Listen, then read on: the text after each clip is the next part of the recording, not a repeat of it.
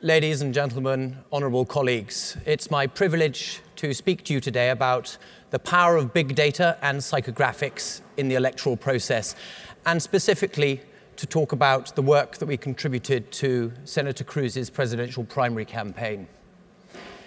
It's easy to forget that only 18 months ago, Senator Cruz was one of the less popular candidates seeking nomination, and certainly one of the more vilified.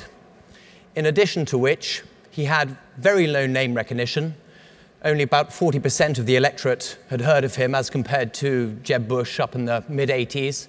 And he was competing in one of the most competitive primary fields ever in Republican politics. Additionally, he was seeking to make his voice heard to a largely homogeneous audience. Yet come May 2016, Senator Cruz was the only serious contender, the only credible threat to the phenomenon Donald Trump. So how did he do this?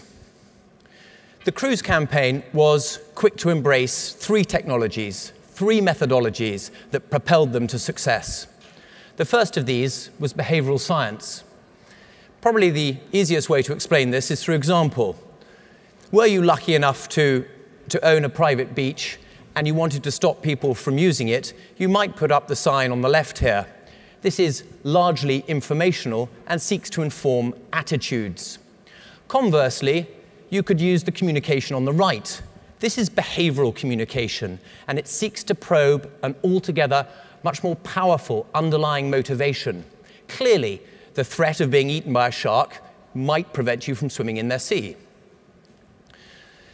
Yet, this is complex to do, and as a consequence, So how is this possible? Well, at Cambridge, we've rolled out a long-form quantitative instrument to probe the underlying traits that inform personality. This is the cutting edge in experimental psychology known as the OCEAN model. OCEAN being an acronym for openness, how open you are to new experiences. Conscientiousness, whether you prefer order and habits and planning in your life. Extroversion, how social you are. Agreeableness, whether you put other people's needs and society and community ahead of yourself. And finally, neuroticism, a measurement of how much you tend to worry. By having hundreds and hundreds of thousands of Americans undertake this survey, we were able to form a model to predict the personality of every single adult in the United States of America. So how does this impact marketing and communications in elections? For a primary, the Second Amendment might be a popular issue amongst the electorate. If you know the personality of the people you're targeting, you can nuance your messaging to resonate more effectively with those key audience groups. So, for a highly neurotic and conscientious audience, you're going to need a message that is rational and fear-based or emotionally based. In this case, the threat of a burglary and the insurance policy of a gun is very persuasive. Conversely, for a closed and agreeable audience, these are people who care about tradition and habits and family and community. This could be the grandfather who taught his son to shoot and the father who will in turn teach his son. Obviously, talking about these values is going to be much more effective in communicating your message. The second leg of the stool, data analytics. Communication is fundamentally changing. Back in the days of Mad Men, communication was essentially top-down. That is, it's creative-led. Brilliant minds get together and come up with slogans like beans means Heinz and Coca-Cola is it, and they push these messages onto the audience in the hope that they resonate. Today, we don't need to guess at what creative solution may or may not work.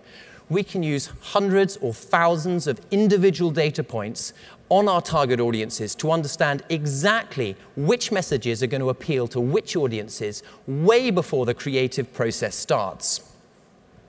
So what is big data? Big data is really the aggregation of as many individual data points that you can possibly get your hands on, which are then synthesized in one database of record, cleaned or hygiened, and then used to inform and create insight on your target audience. This could include demographic and geographic factors, age, gender, ethnicity, religion, and so forth. or psychographic or attitudinal factors. This is consumer and lifestyle habits, what car you drive, what products you purchase in shops, what magazines you read, what golf clubs you belong to, what churches you attend. And of course, personality or behavioral data. This is what we talked about earlier, how you see the world, what actually drives you. The easiest way to illustrate big data in action is through a real-life example. This is a data dashboard that we prepared for the Cruz campaign for the Iowa caucus. It looks intimidating, but it's actually very simple. You have a matrix here on the x-axis, partisanship value.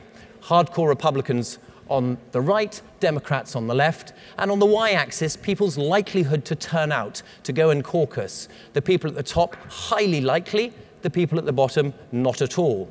So already this information is quite helpful to a campaign manager. But if we select some segments within this matrix, it becomes even more powerful. In this case, we've zoned in on a group we've called persuasion. These are people who are definitely going to vote, to caucus, but they need moving from the center a little bit more towards the right in order to support Cruz. They need a persuasion. Finally, addressable ad technology. This is the ability to take all this offline data and to match it to drive communications. So you will no longer be receiving adverts on products and services that you don't care about. Rather, you'll only receive adverts that not only are on the products and services, or in the case of elections, issues that you care about most, but that have been nuanced in order to reflect the way you see the world.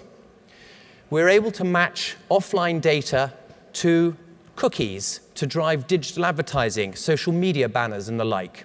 We can obviously use this data to inform direct mail purchases. So a husband in a household can receive a piece of mail, but his wife can receive a different piece of mail, possibly even on the same issue.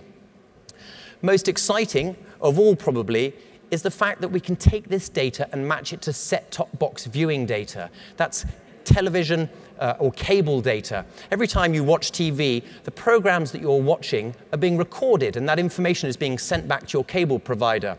And we can match what you watch in a way that we can begin to select programs to advertise in that have the highest density of the target audience that we're trying to reach.